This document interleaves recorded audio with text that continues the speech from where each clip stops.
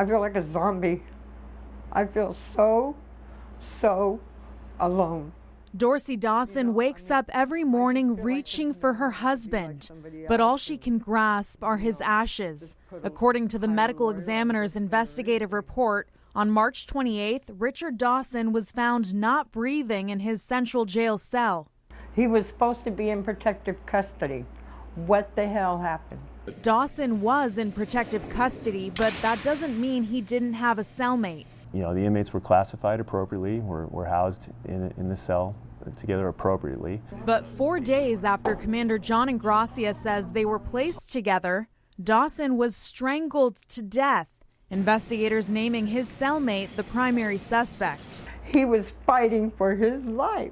That suspect, Brandon Mason, was never charged. Lieutenant Glenn John Antonio telling us there was no rush. He was already in custody. But now Dorsey may never get closure. Less than a month after the homicide, jail guards found Mason hanged by his neck with a sheet. He died at Scripps Mercy Hospital a few days later. His death ruled suicide. According to court documents obtained by NBC7, Mason's girlfriend had recanted the allegations that landed him behind bars. He had been charged with attempted murder, accused of stabbing her in the shower.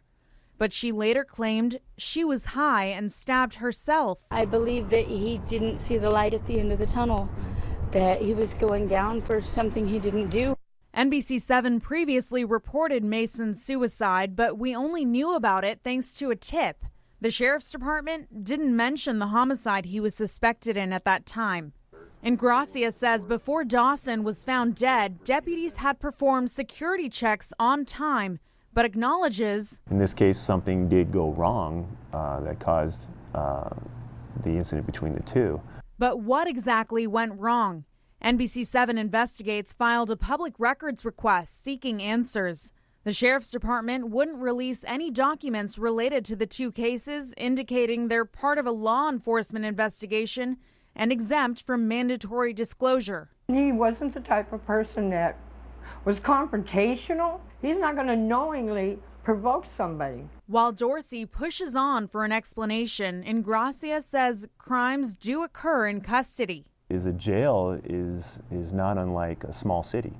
Only in this city, you have all the residents have either been convicted of a crime or are being charged with a crime. So it's a very difficult city to police. Ingrassia says since late 2011, San Diego County lockups have been flooded with more inmates than the system's rated for.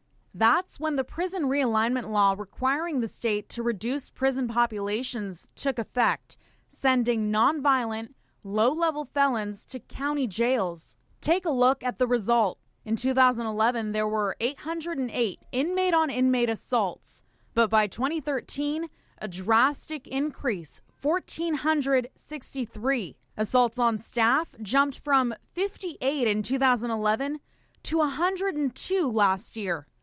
And the number of drug and alcohol cases nearly doubled, 145 in 2011 to 279 in 2013. But statistics are no match for a wife's grief. A loved one has been killed while in the custody of the sheriff's department.